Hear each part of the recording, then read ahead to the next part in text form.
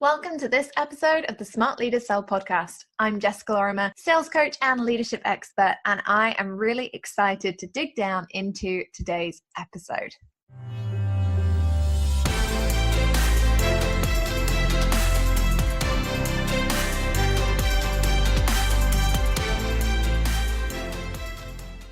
Okay, Poddies, you asked and we listened, and today I have an awesome guest in the form of the lovely Amy Landino on the podcast. Welcome.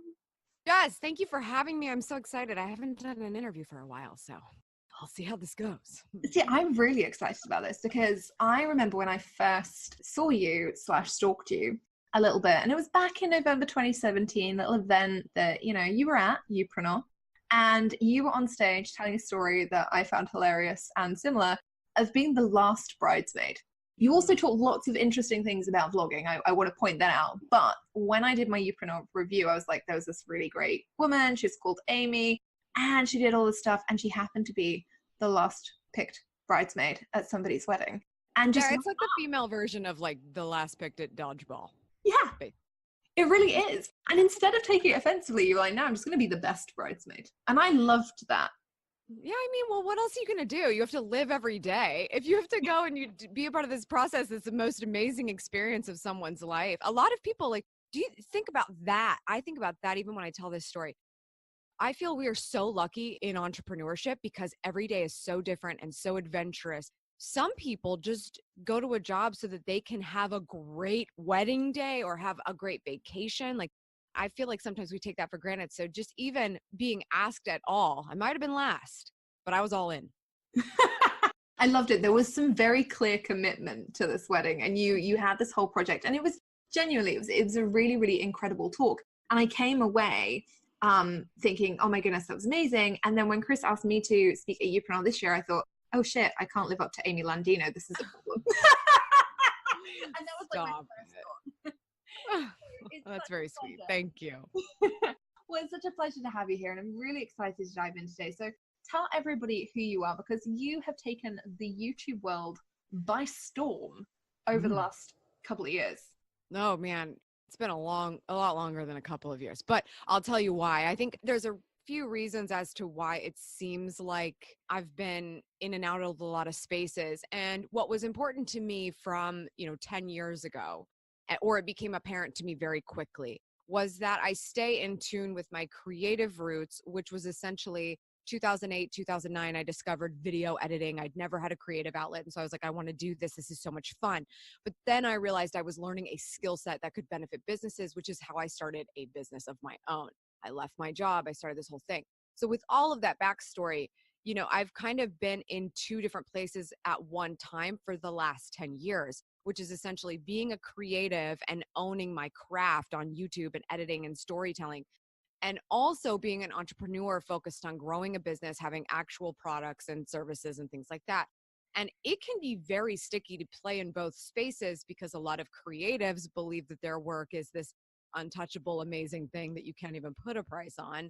And then there's the business world that's like, let's just make a video that promotes our products and services. And so being able to be in both spaces, seeing the value in both sides and trying to find the right balance of how to do that best for myself is basically what that's a really weird bio to give. But essentially, if you want the practicality of that, I have been an entrepreneur for that amount of time in video content marketing.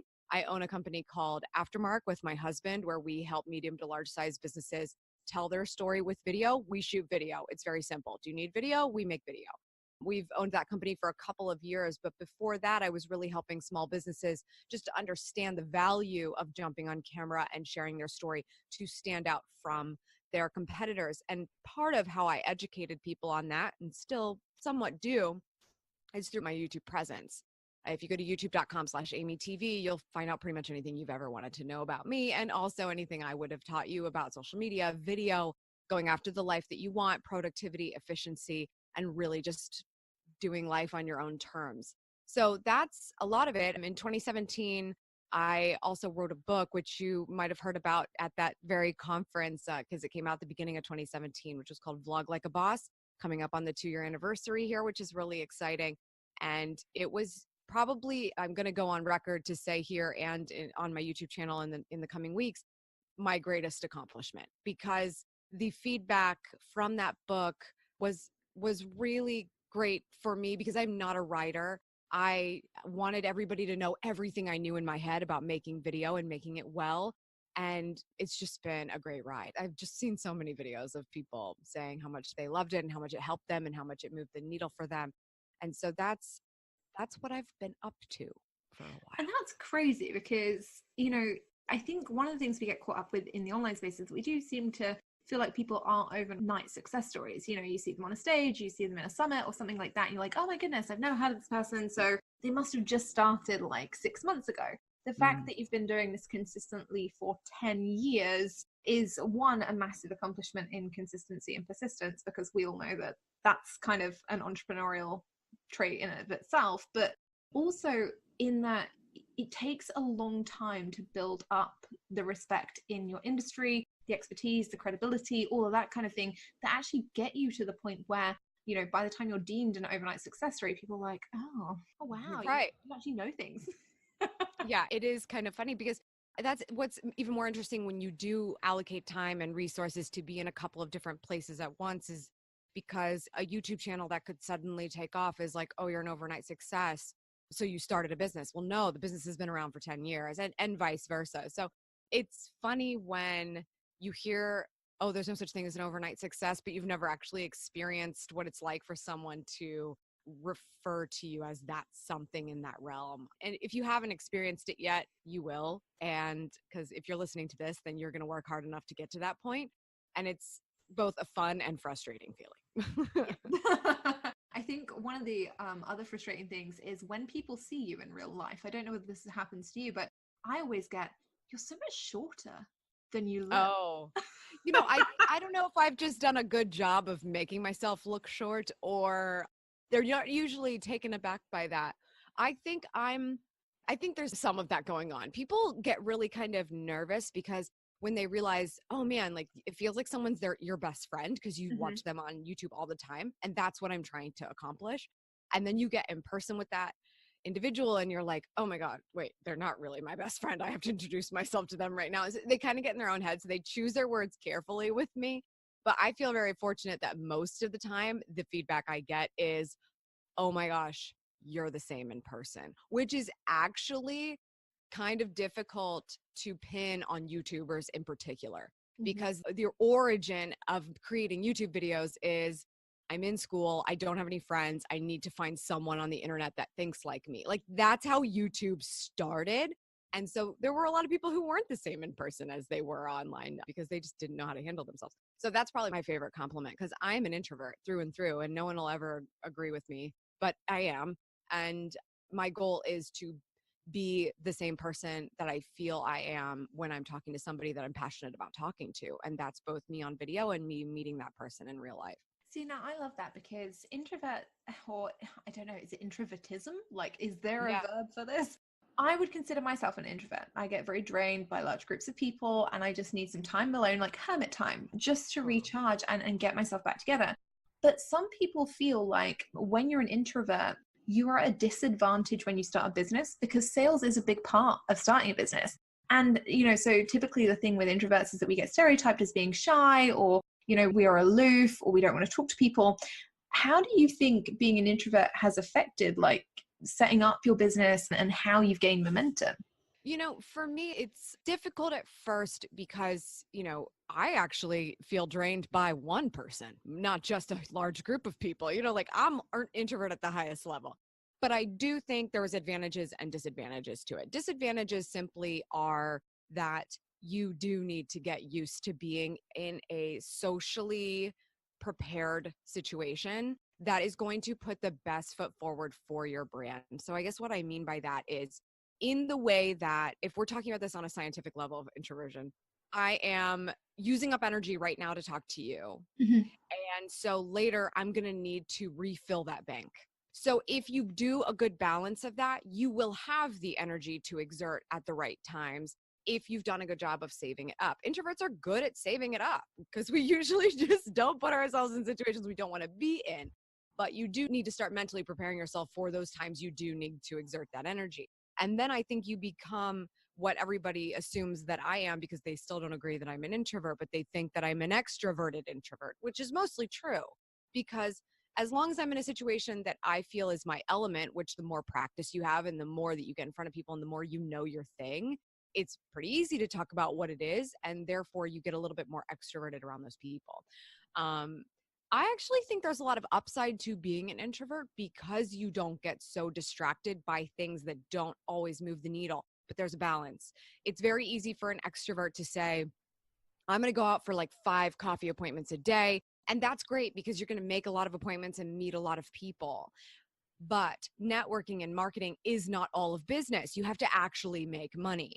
And so there's a balance of how much are you marketing and how much are you actually doing the real work. And so I think it's easy for an extrovert. I'm kind of overgeneralizing right now, so I think a lot of extroverts could disagree with me. But it's easy for an extrovert to say, like, I love the idea of marketing. I love the idea of all this stuff. Those are all things you have to do, but they may not have payoff in the near future. And you might have a client already who's expecting great work of you, and you now need to spend time alone, focused in your office, doing that work to the greatest degree, because the customer service of that aspect is also going to contribute to sales and referrals. So as an introvert, I think that's contributed to the fact that I'm able to get really focused, outline a period of time where I throw my phone in the freezer. I'm so close to this whole phone in the freezer thing. It annoys the crap out of me. The amount of people that want to text me, it just blows my mind. I'm like, nobody wants to talk to me this much. I'm sorry. But, being able to put my phone away, being able to focus, being able to do great work, I believe has been even more helpful than being a great networker. You have to be both, unfortunately. You really do need to know people. You have to get to know them. You have to be able to collaborate with them and go far.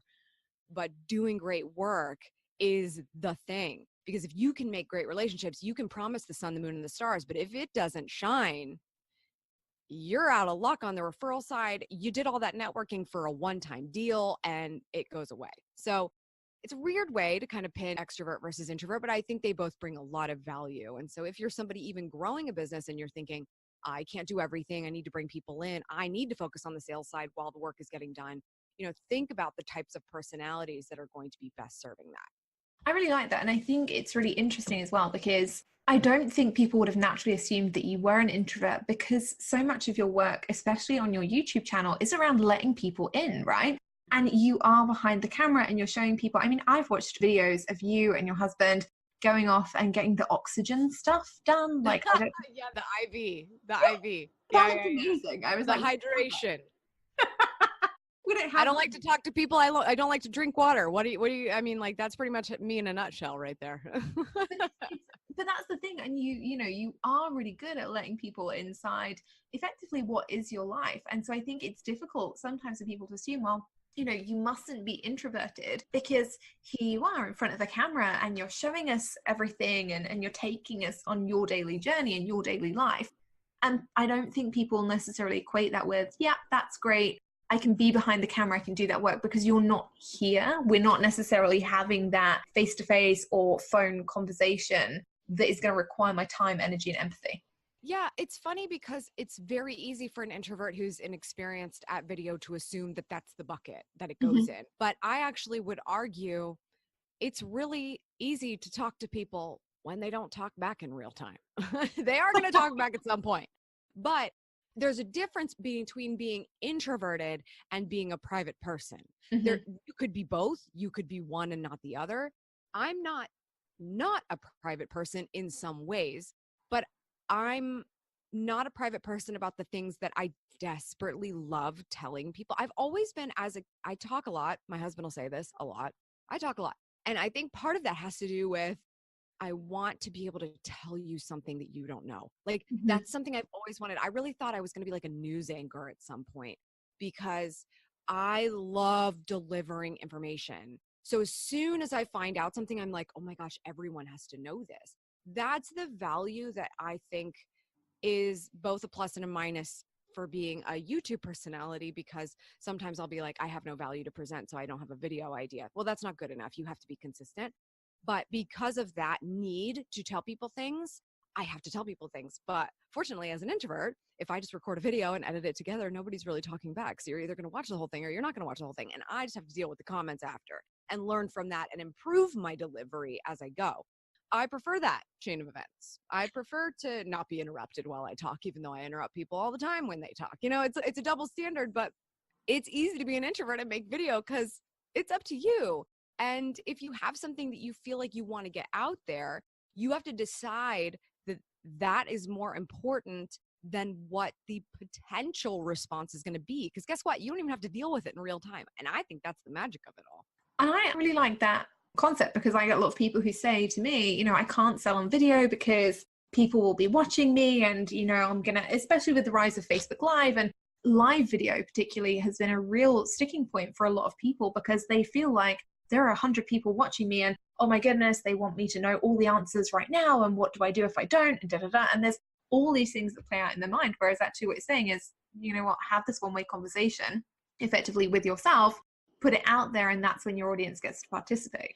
Yeah, I love that you pointed that out because there's a very big difference there, right? Like we're just calling out real time. And I'm even going to say, I don't love live video, not because I can't hang, but because it's just a different standard of keeping retention. Actually, it might be about the same, but you are left to interact with people live. Otherwise, who is it that came up with this? Somebody that I know, and I don't remember who it is, but the question always becomes, if you have an idea for a video, should it be live or should it not?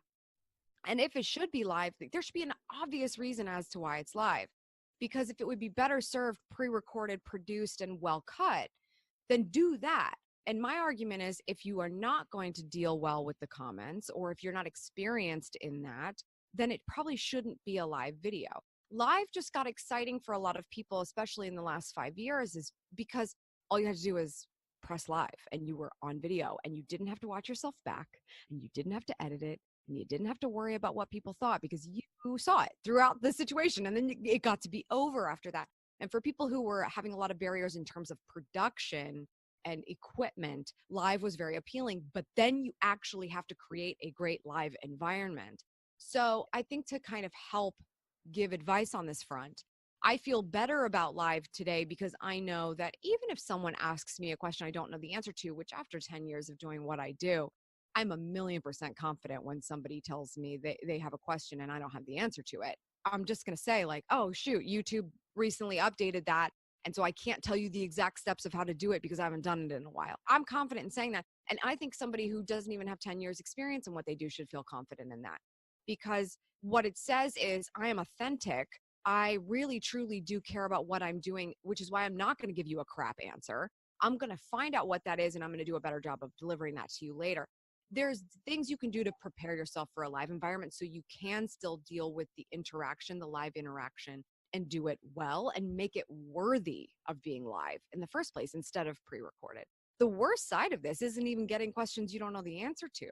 It's not having any viewers live with you at all, which I feel is a thing people have to deal with.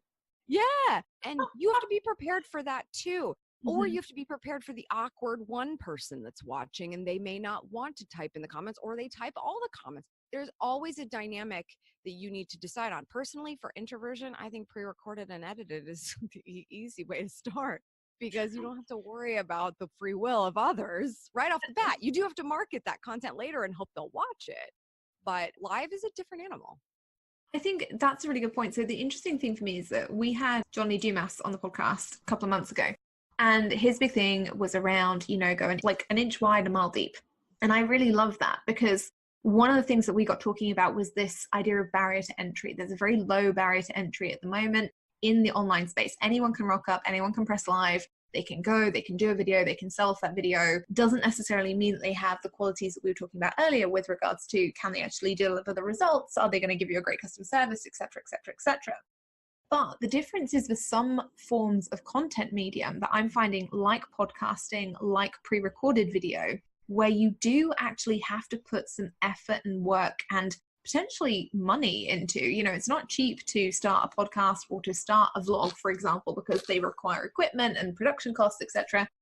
But actually you tend to get better quality content and you tend to get somebody who really cares about the delivery because why would you go through all of that pain of, you know, actually working to create solid content that's going to live forever, that's going to be consistently good for your audience, than just rocking up every so often and being like, hey, you know, I need some money, mortgage needs paying, like, let's do a live, let's make an offer. Yeah. It's just a balance. It's just going to be everything about what is the context of the situation that you're in. And I'm totally a believer in JLD. I think he's brilliant. I think he's done great work. He's a good friend of mine. And I hope people actually take that phrase to heart. It's very difficult to take that phrase to heart. Very. To say, I'm going to go an inch wide and a mile deep, especially when you're just getting started and you can't see the mile in front of you because you're like, I don't have ideas. I don't know what people want. I know who this 1 inch of people is that I'm going to serve, but maybe we could add another group, or maybe we could add them. Like, oh, this could apply to a lot of people. That's where you get into trouble and you don't end up really understanding what your core is and therefore the context of what you should be doing at any given time. So I hope that is something that continues to resonate with people. If we're kind of bringing it back up, go back and listen to that episode because it's so important.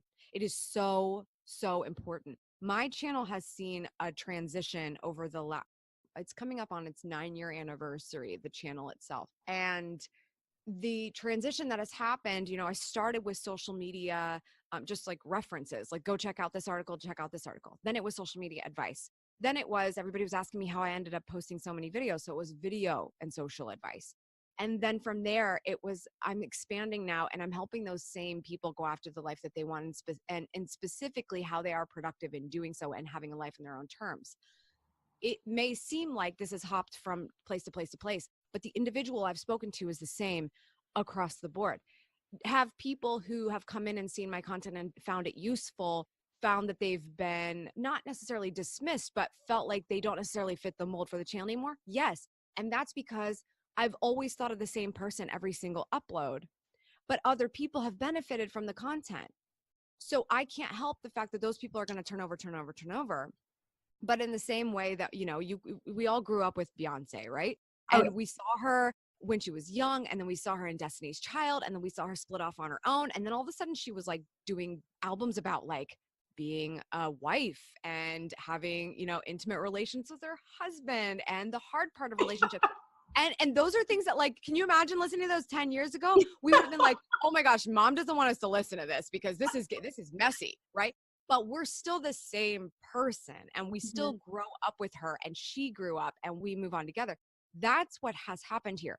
But if I wouldn't have been an inch only wide, it's my information I need so that I continue to make that person feel like they are with me as we continue down this 10-year road, which could go on 20, 30, who knows? That's really important as the creator to have fully embraced that. And you will get to a mile deep the more you know who that person is and how you should be presenting what you're doing to them.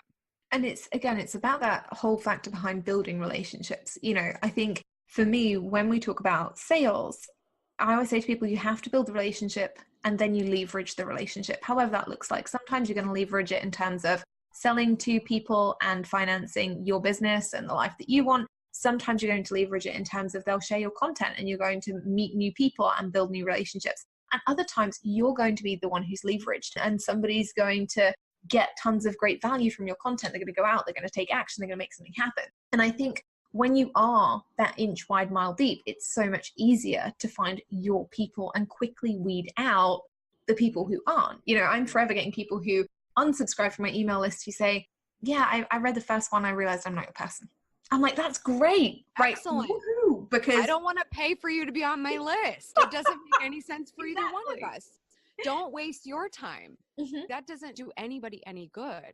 No, and that's the thing. And I think, again, we have to look at that when it comes to, you know, how you choose to make sales in your business. The majority of people will have one, maybe two methods that they favor above everything else. But what works for someone like me might not work for someone like you. What works for someone like you might not work for someone like JLD. Do you know what I mean? It's all about personal preference, and it's all about how well you know your person and how willing you are to let go of the people who aren't for you. You know, because that is uncomfortable for people. People are always worrying like, oh, you know, if I say no to those people and I don't sell to them, they're going to feel uncomfortable and then they won't buy from me. And then maybe, you know, maybe my business won't be in such a great position. But at the same time, like you're saying, if you're not a creator who stands firmly in this is my camp, this is my tribe, this is, you know, what I can do, the problem I can solve for them, you end up having a really diluted message, and that doesn't help your sales. No, absolutely. And it's, you're still going to get to a point. What an amazing problem it would be, you know, later on when you maybe find yourself in a situation like I did, where certain people who never actually really fit the mold, but were still benefited by some of the content, they didn't buy for a reason. They didn't really fit for a reason. So they were just kind of along for the ride, which is good for you. It's a little bit of social proof. But then they later don't really get it. And they're like, I don't understand what's going on. I'm just like, well, that's because you're not the target market. Like, thank you for playing. You know what I mean? Like, I have had awkward conversations like that. Somebody walked up to me at an event and was like, I feel like I'm your target and I don't understand what you're doing anymore. And I'm just like, it's not you. I'm looking at you and I can tell. I just know her so well. I know it's not you. So that's a tough thing to think about, but it's kind of like when you're first starting your business, and let's just talk about strictly sales. Forget the marketing avatar, blah, blah, blah. You are selling and you have a product and somebody wants to buy that product and they're not the right fit. What do? Well, if you're not making any money, you usually take the deal anyway. You're like, screw it. I need experience. I need money. Write me a check, please, please, please. And then you probably regret it later because they're not the right fit and you did it for the wrong reasons. It's the same thing. If you build a tribe of all the wrong reasons, it never actually converts anything for you. It certainly isn't going to convert sales, but social proof, where that could actually be, or any type of legitimacy, that could actually lift you up to market you in other ways down the road and things that you want to try to get into. It just muddies the waters. It doesn't make any sense. So you have to be really specific about it across the line. And then when you're not, you have to be like, okay, well, I know what I'm signing up for right now. And it's not the dream, but we're going to do it for now. And you just have to decide and make those executive decisions. And that's the other interesting thing is that when you do build, and we've kind of bandied around with words and phrases on the podcast. I always say, if you've given tons and tons of value, but you've never trained your audience to buy, you build a tribe of baby birds who effectively, they're in the nest, they're waiting for you to come down and drop the value. And then they don't want to get shoved out. They're like, no, don't let me go. I want the value. I want the value. Even when it might not necessarily resonate with them anymore. And that's when the discomfort happens. You know, it's either going to happen when they realize, I'm going to be shoved out the nest, I'm going to have to invest and actually take action to get to where I want to be, or, oh, I'm uncomfortable because now I'm identifying that I'm not the right target market anymore. And so one of the ways that they sometimes respond to that is to come to you and say, well, it's your content, or you are the problem as the content creator. And I think, you know, if you are building a tribe of people, yes, metrics are important. It's important to have people obviously who are consuming content, reading your stuff, etc. But at the same time, if they're the wrong people, what you end up doing is effectively giving yourself an ego bash every single day, because you're getting rejected every single day by this tribe of people who are like, yeah, we're not really your people. So we're not going to buy, we're not going to necessarily share your content because we just don't get it in the way that you need us to. Yeah. Exactly right. Exactly right. You hit the nail on the head. It's just a matter of giving yourself the authority to know, you know, who you're talking to, and then not allowing anybody that comes in to sway you any other way. People who are very important to me in my life don't understand what the heck I'm doing sometimes. And I'm just like, well, that's because thank God I'm not making my videos for you. Like, I'm not making my videos for you. It is not meant to resonate with you, because if I were trying to resonate with everyone, I would resonate with nobody. I really love that. Thank you so much. Seriously, this has been absolute gold in terms of building a business your way and in building a life your way. I think this has been absolutely a gem of an interview. But if people want to learn more, because you are on YouTube, you are putting up, is it 2 videos a week? Like, you're super consistent, on fire with those. Yeah, Sundays and Wednesdays. Like 300. Well, people are sitting there, they're waiting, and I know who they are, and I don't want them to be mad at me. So I'm like, okay, Sunday, Wednesday. They know what your office is. Well, you're, 300,000 subscribers on YouTube now. You are, really taking a stand for people in the video space who want to change their lives in some ways. I have a guilty pleasure. I watch your videos probably every month. I sit and I have a little binge of the productivity ones. Are amazing. I'm literally obsessed by some of those morning routines. Trying to make it to 5 a.m. Not going to happen, but I'm at 6. So we're doing okay, like gradually. You're doing good. There's a lot of people who are like 5 a.m. someday and they're waking up at 8:30. So you're doing okay. So where can people find you if they are looking to make a difference to their life, check you out on YouTube? Where can they go? Yeah, so YouTube is going to be super helpful for figuring out how to have a life on your own terms. So that's youtube.com/AmyTV. Or if you just pull up your YouTube app and you search for Amy Landino, it's probably in the title of this podcast, then you'll find me very easily. If you actually are thinking, I want to get serious about video, Vlog Like a Boss is the name of my book. It's on Amazon, very easy to find there. Or go look at www.vlogbossuniversity.com, and that is where you can go much deeper on the level of I'm ready to take video seriously and I need to actually understand how to do it. I touch on everything there in my class. I love it. I love it. I have a copy of the book on my bookshelf, so I may yet reread it and get myself back on video when I can be bothered to put makeup on and actually brush my hair. That would be a good start. So relatable. So there you go, guys. If you've enjoyed today's episode, please make sure you hit Amy up on social and let her know what your biggest takeaway was from today, because it's always good to know when something resonated with the right people. And if you are interested in making sure that you can live life on your own terms, head over to youtube.com/AmyTV. We'll have all the links in the show notes for Amy's book and for Vlogboss University as well. But seriously, thank you so much for today. It's been an epic episode. So glad to be here, Jess. Thank you. You're so welcome. And guys, if you've enjoyed it, hit us up on social, tell us what your key takeaway was, and I will see you on Monday for the next one.